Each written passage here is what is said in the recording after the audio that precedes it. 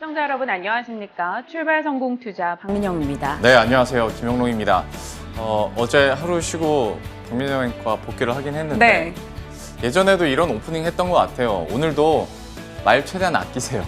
아, 정말 뜻하지 않게 네. 제가 변성기가 다시 온 듯한 그런 목소리로 돌아와서 청취자분들, 시청자분들께서 조금 많이 불편하시지 않을까 아이고, 걱정은 돼요. 마음이 아픕니다. 근데 제가 보니까 제가 6월 들어서 몸 컨디션이 좋았던 게 딱 지난주더라고요. 네. 그런데 삼성전자도 컨디션이 좋았던 게 딱 지난주예요. 제 몸이 살아나려면 IT주와 동조화가 돼 있다. 삼성전자가 살아나야 된다. 네. 이런 생각을 어제 문득 들었네요. 목도 아프고 약간 머리, 정신도 아픈 듯한 멘트 잘 들었고요. 오늘 최대한 말을 아끼시기 바랍니다. 네. 아무튼 이슈들을 살펴보도록 할 텐데 하필 또 첫 번째 이슈 브리핑이 박앵커여가지고 마음이 무겁네요. 짚고 가야죠. 네. 최대한 말을 줄여가며 브리핑을 한번 해보겠습니다. 네. SK 바이오사이언스가 국내 백신 개발 중이 처음입니다. 임상 3상 시험 계획을 제출했다라는 소식이 들려왔어요. 네. SK 바이오사이언스가 두 가지 후보 물질을 계속해서 연구 개발하고 생산하고 있는데 그중에 첫 번째 글로벌 전염병 대비 혁신 연합으로부터 펀딩을 받은 물질이죠. 임상 3상 계획을 제출했습니다. SK 바이오사이언스 측에서는 내년 상반기에 상용화하는 것을 목표로 삼고 있죠. 이거는 사실 시간이 말해주는 결과라서 우리가 속단하고 투자하기는 조금 어렵습니다만 SK 바이오사이언스가 기대받고 있는 것은 좀 많습니다. 자체 개발 백신도 있고요. 또 CDMO를 맡은 백신에 대한 이 모멘텀도 많이 나오고 있는데요. 한번 넘겨볼까요?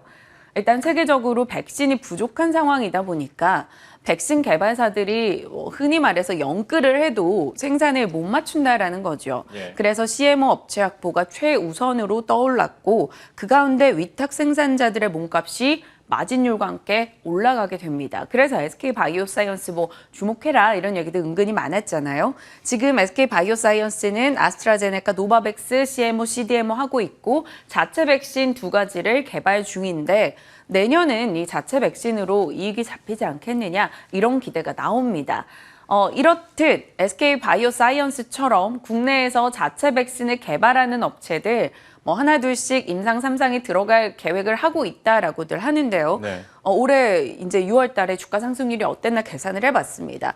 SK 바이오사이언스가 4% 정도 올랐고요. 진원생명과학은 80%.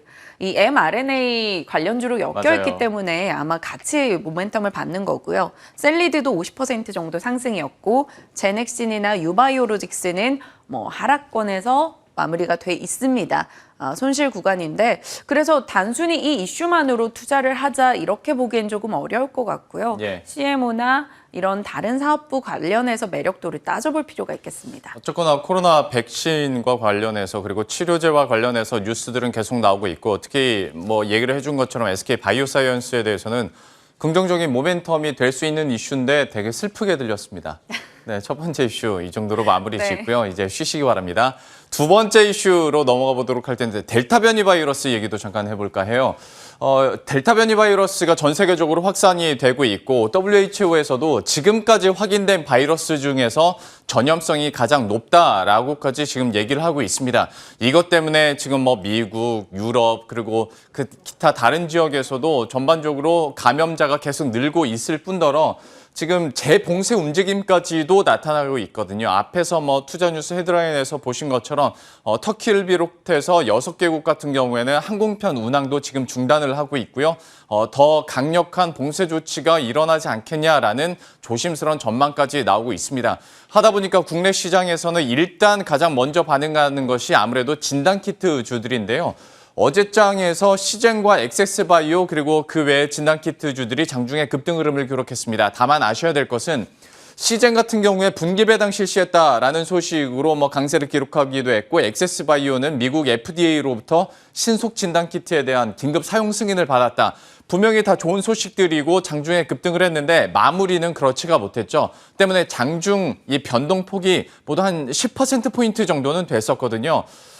많은 분들이 좀 지난해 이맘때쯤에 좀 아쉬움을 갖고 계신 분들이 분명히 있었을 겁니다. 코로나19 초기 때 내가 시즌을 잡지 못했어. 그래서 델타 변이 바이러스 이제 다시 올라가니까 시즌 잡아야 되나라고 생각하시는 분들도 있을 테고 어쨌거나 여기에 탄력이 좀 붙는 것 같으니까 관심 갖고 계신 분들도 있을 텐데요. 과연 여기를 선택하는 것이 맞는 건지 아니면 다른 대안주를 선택하는 것이 맞는 것인지 이것도 잠시 후에 전문가와 이야기를 나눠보도록 하겠습니다. 델타 변이 마무리 짓고 네. 세 번째 이슈는 이제 하반기가 되니까 IPO 예, 관련해서 얘기를 참 많이 하잖아요. 그래서 그냥 한 판으로 간단하게 정리를 해봤습니다. 저희가 크래프톤에 대해서는 이야기를 참 많이 했었는데 네. 여기도 관련한 뭐 조그만 이슈가 있었죠. 희망 공모고가 평가 금액이 워낙 높게 잡혀 있다 보니까 금감원이 이거 정정하라고 요구를 한 상태인데요. 어쨌거나 예상 기업 가치가 한 23조 원, 한 28조 원까지 얘기가 나오고 있고 아무래도 카카오뱅크와 카카오페이에 대한 관심이 지금으로서 계속 커질 수밖에 없는 모습입니다. 예비심사 어제 통과를 하면서 카카오페이까지 합류를 하는 모습이었고 각각 한 15조 원, 카카오뱅크는 역시 한 18조 원에서 많으면 20조 원까지 가치가 올라갈 것으로 예상이 되고 있는데요.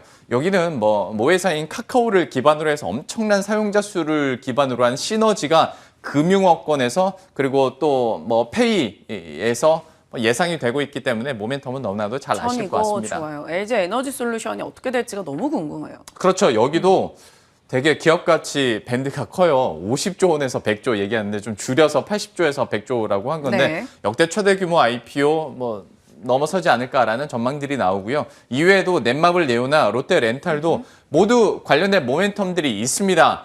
크고 작고의 문제일 뿐이지 지금 시장에서는 다시 한번 IPO에 대한 기대감이 커지고 있거든요. 저희가 이제 상장 임박했을 때 어떻게 해야 될지 각각의 종목들에 대해서도 업데이트된 전략들 세워드릴 테니까요. 계속 함께해 주시길 바라겠고요. 그럼 앞서 말씀드렸던 이 종목군들에 대해서 우리가 전략은 어떻게 짜야 될지 전문가와 함께 이야기 나눠보도록 하겠습니다.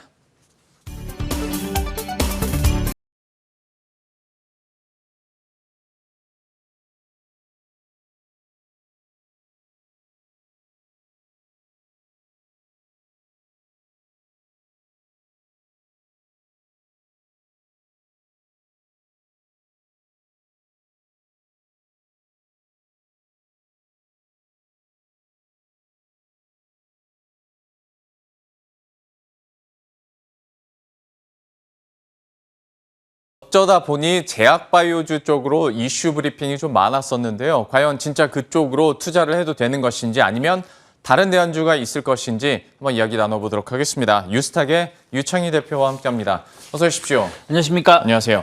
SK 바이오사이언스부터 얘기를 해보도록 하겠습니다. 네. 어쨌거나 임상시험이 계속 진척이 있는 타고 삼성 바이오로직스도 그렇지만 SK 바이오사이언스에 대해서도 기본적으로 깔아주고 있는 실적이나 기술력들이 있기 때문에 긍정적인 평가들이 많이 나왔었는데 어제 역시 4% 가까이 강세를 기록했고요. 현재 구간에서는 좀 투자 의견과 전략 어떻게 가져가야겠습니까? 네, SK 바이오사이언스 오랜만에 언급을 좀 하는 것 같습니다. 네. 지금 두 가지 후보 물질이 좀 있는데 일단 임상 3상 기대감이 좀 있고요. 정말 빠르면 올 연말이나 내년 초에 이제 결과가 나올 것 같고, 그러니까 그 연말 정도 가을 결과가 나오면 내년 초나 올 연말 정도 이제 제품이 현실화될 수 있다라는 기대감들이 좀 나오고 있습니다. 그래서 국내 여러 업체들이 좀 있습니다. 어떤 업체는 인도네시아에서 임상 시험을 하고 또 이미 선주문도 되었다라는 소식도 이미 한 달 전인가요? 한 달 반 전에 있기도 했었습니다만은 어쨌든 지금 SK 바이오사이언스가 그래도 조금 더 선두에 놓여 있지 않나 생각을 좀 하고 있고요. 만약에 성공을 한다라면 코백스 퍼시리티를 통해 가지고 수억 회분을 공급할 수 있다라는 일단 안정적인 그 판매처 이런 부분들이 있고 네. 또 정부도 일단은 연구를 좀 장려하기 위해서 먼저 선 주문을 하겠다라는 소식도 있기 때문에 개발만 된다라면 코로나 이 백신은 최소 한 5년 이상은 계속 맞아야 될 것 같아요. 네. 매년. 그러다 보니까 좀 안정적인 매출이라든지 수익성을 담보할 수 있겠습니다만은 지금 좀 봐야 된다는 것이죠. 여전히 어쨌든 후발주자 아니겠습니까? 백신 관련해서는. 네. 그러니까 지금 주요 경쟁 업체들이 변이 관련해서도 계속해서 업그레이드가 가능하기 때문에 그런 부분들을 봤을 때 얼마나 좀 실효성이 있고 또 적시에 개발이 돼서 수익성을 낼지를 좀 봐야 된다 생각하고 있고, 오히려 이제 SK바이오사이언스 같은 경우는 CMO 쪽으로 해서 아까 앞에서도 말씀하셨지만 지금 지난번 그 G7 정상회담에서도 문재인 대통령께서 말한 것이 백신 허브가 되겠다. 뭐 우리나라 충분히 가능하죠. 뭐 삼성바이오로직스도 있고 SK바이오사이언스도 있고 뭐 다른 기업들도 있기 때문에 CMO 관련해서는 뭐 세계적으로도 안정적인 생산할 수 있기 때문에 그러한 측면에서 보신다라면 저는 뭐 안정적인 수익성은 더 오랫동안 이어질 수 있다. 그런 것들이 확인되고 있다 생각을 좀 하고 있습니다. 그래서 저는 백신에 대한 기대감들 그리고 또 CMO라는 이런 부분들 안정적인 실적에 대한 기대감들이 좀 반영이 된다라면 전 충분히 한 18만 원대까지의 추가적인 상승은 기대해 볼 수 있지 않을까 생각하고 있습니다. SK 바이오사이언스에 대해서는 역시 긍정적인 의견과 함께 한 18만 원까지는 바라볼 수 있겠다라고 얘기를 해주셨어요. 국내 이제 굵직한 위탁 생산 업체들 그리고 위탁 개발 생산으로까지 지금 사업 영역을 뻗쳐가고 있기 때문에 여기에 대해서도 기대감 한번 가져보도록 하겠습니다. 그렇다면 지금 이 시국에서 진단 키트주들은 좀 어떻게 해야 될 것인가? 그러니까 지난해 워낙 급등을 했고 시즌을 안 사셨던 분들은 야 이러다 말 거야 하다가 막 이렇게 올라버렸잖아요. 네. 그래서 그러니까 전혀 그때랑은 다른데 다시 기회가 온 듯한 느낌을 좀 받으실 수 있을 것 같아서 한번 해봤어요. 진단 키트주에 대해서는 어떤 투자 의견이 가능할까요? 시각은 조금 변화가 되는 것 같아요. 그렇죠. 그러니까 무슨 네. 얘기냐면 지금 백신 주요, 그러니까 뭐 영국, 미국, 뭐 이스라엘은 좀 소규모 국가긴 하지만 어쨌든 대규모 국가 중에서 좀 백신 접종률이 50% 이상 넘어간 이 네. 나라들이 코로나 감염자 수가 확 줄어드니까 백신으로 인해서 이제는 코로나가 좀 진정되는 것이 아닌가라는 어떤 기대감이 있었는데 인도가 그런 분위기를 확 찬물을 끼얹어 버렸죠. 그렇죠, 네. 그러다 보니까 이제 진단 키트 관련해서는 계속해서 수요가 발생하겠네. 특히 이제 이게 델타 바이러스까지 왔다라는 것은 뭐 앞으로 뭐 세타, 뭐 오메가 계속해서 변이는 네. 계속 쉽게 발생할 수 있다라는 것을 확인시켜 준 것이기 때문에 그 진단 키트 관련해 가지고 끝났다라는 시각보다는 뭐 폭발적인지는 모르겠지만 현재 정도 수준에서의 매출은 계속 발생할 수 있지 않겠느냐는 기대감들이 지난주부터 좀 발생한 것 같아요. 네. 그래서 그러한 부분들이 이제 지난주부터 이제 진단 키트 관련된 종목군들이 조금 상승을 하고 이번 어제 같은 경우도 뭐 종목별로는 차이는 있겠습니다만 어떤 종목은 또 급등세를 좀 보여주기도 했었는데, 다만 이제 이것이 그러니까 지속 코로나가 조기에 안 잡힌다라는 것들, 그러면서 좀 안정적인 매출이 잡힐 수 있다라는 것은 긍정적이겠습니다만 또 반대로 그만큼 또 이 진단 키트를 판매하는 이 개발하는 업체들이 많아졌다는 네, 것이죠. 맞아요. 그리고 뭐 우리나라 업체들이 글로벌 국가들 대비해서 약간 선도 업체이긴 하지만 그렇다고 해서 우리나라 기업이 모든 국가의 수출을 뭐 주도적으로 하고 있는 건 아니고 있다는 네. 것이죠. 결국엔 우리나라에서의 확진자가 폭발적으로 증가하냐 안 증가하냐 혹은 이런 부분들이 진단키트의 수요를 또 급증시키냐 아니냐의 차이를 좀 보여주는 것이기 때문에 최근에 수출 이런 소식이 좀 있긴 합니다만은 또 새로운 또 신속 뭐 개발 진단키트 개발이 있긴 합니다만은 이것이 뭐 엄청난 매출을 증가시킬 요소까지는 아니다 생각하고 있습니다. 그래서 또 델타 바이러스 관련해서도 이게 정말 문제라면은 증시가 조금 영향을 받아야 되는데 그렇겠죠. 어제도 유럽 증시가 뭐 델타 바이러스 때문에 조금 조정이 나왔다라고 하지만 큰 조정이 아니었거든요. 오히려 미국 증시는 그러니까 마감 쪽으로 가면서 뭐 나스닥 뭐 1% 이상 급등세, 그리고 S&P 500도 결국 신고가로 마감했기 때문에 이 델타 변이 바이러스의 이슈는 좀 제한적일 수밖에 없지 않을까. 오히려 저는 개인적으로 그렇게 보고 있습니다. 이 델타 바이러스 이슈 때문에 6월 중순부터 보면 소비주들이 그냥 추풍나게 좀 조정이 나왔는데 어쨌든 저는 내일 모레부터 이제 거리두기 완화가 어쨌든 시행이 되고 예. 또 저는 이 경제 성장이라는 이런 이슈가 델타 바이러스가 이것을 막을 수는 없다. 그럼 오히려 소비주들이 좀 조정이 나왔을 때 좀 일부 저감해서 가능하지 않을까 생각을 좀 하고 있습니다. 그래서 저는 여행주 중에서 좀 보신다라면 여행 뭐 쇼핑 이렇게 보신다라면 호텔신라 좀 매력적이다 생각을 좀 하고 있고요. 그리고 뭐 LG생활건강도 소비 관련해서는 긍정적이지 않을까 생각하고 있습니다. 델타 변이 바이러스에 대한 어떤 불확실성이나 변수들은 남아 있으나 그래도 다시 한번 7월부터 시행되는 거리두기 완화로 인해서 소비주에 대한 관심은 계속 지속적으로 갖는 게 낫겠다 하면서 호텔신라와 LG생활건강 얘기를 해주셨어요. 새로운 아이디어를 또 제시해 주셨으니까요. 앞으로의 흐름들 관심 있게 지켜보도록 하겠습니다. 이슈 이렇게 두 가지 마무리 짓고요. 코너 속의 코너로 넘어가 보도록 하죠. 오늘의 창의 스픽은 정유주 준비하셨는데요. 좀 어떻게 포인트 두고 계십니까? 네, 뭐 어저께 유가는 한 2% 정도 조정이 나오긴 했습니다. 74달러 초중반에서 71, 2달러까지 조정이 나오긴 했습니다만은 전 계속해서 유가 상승은 이어질 수밖에 없다 생각을 좀 하고 있어요. 왜 그러냐면 지난주 오일리그 카운트 된 걸 본다라면 오히려 줄었어요, 조금. 무슨 얘기냐면 유가는 계속 고공행진을 하고 있는데 오일리그 카운트가 줄었다는 얘기는 그만큼 유가가 예전처럼 유가가 오르는 것만큼 투자를 안 한다는 얘기거든. 그 얘기는 약간 이제 신재생 에너지라든지 이런 쪽에 좀 포커스가 맞춰지고 있다 보니까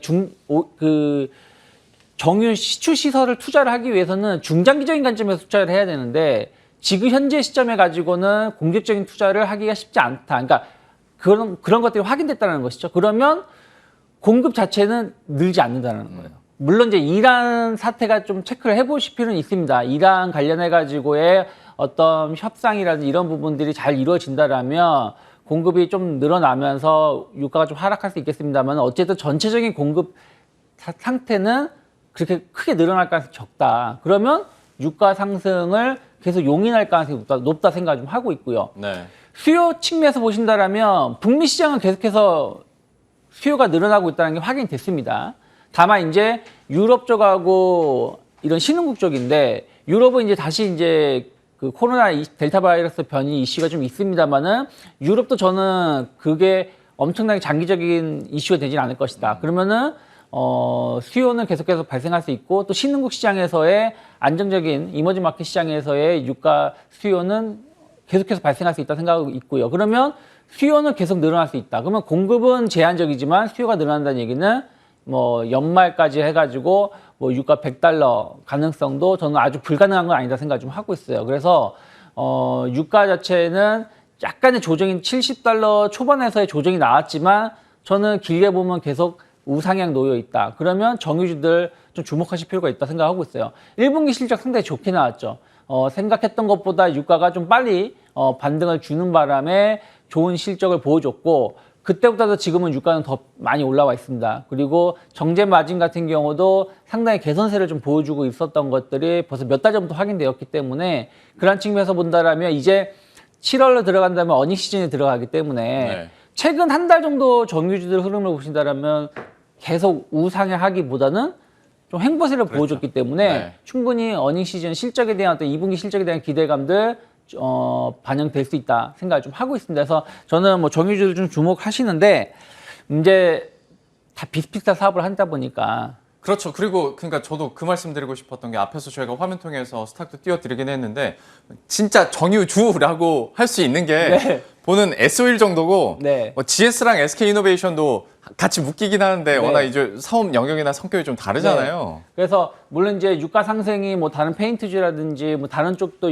화학 섹터에 영향도 미치겠습니다만 어쨌든 정유주만 본다라면 일단 유가 상승이라든지 정제 마진에 가장 큰 영향을 미칠 수 있는 건 S-오일이라 생각을 좀 하고 네. 있어요. S-오일 같은 경우는 작년 같은 경우 실적이 안 좋았을 때 배당이 확 줄어들었었는데 올해 실적이 개선된다면은 배당도 같이 늘어날 수 있는 기대감들이 좀 있고 정제 마진 관련해서 가장 실적이 돋보이게 개선될 수 있는 부분들이기 때문에 S-오일을 저는 제일 먼저 좀 우선적으로 보시면 좋다 생각하고 있고 또 유가가 좀 더 오른다라면 다시 이제 신재생 에너지라든지 아니면 또 전기차, 2차 전지를 이런 쪽에 또 포커스가 또 맞춰질 수 있습니다. 그러면 또 SK이노베이션이 그런 부분들을 또 한 축 차지할 수 있겠습니다만은 지금의 흐름을 본다면 유가에 좀 집중하실 필요가 있지 않을까 생각 좀 하고 있습니다. S-오일과 SK이노베이션 얘기를 해주셨고 SK이노베이션은 저희 보내주시기로 단기 목표가 32만 원까지 제시를 해주셨으니까요. 지금 이런 상단 참고하시면서 관심 있으신 분들 또 전략에 잘 녹여내시길 바라겠습니다. 오늘 유스탁의 유창희 대표와 함께했습니다. 오늘 말씀 고맙습니다. 고맙습니다.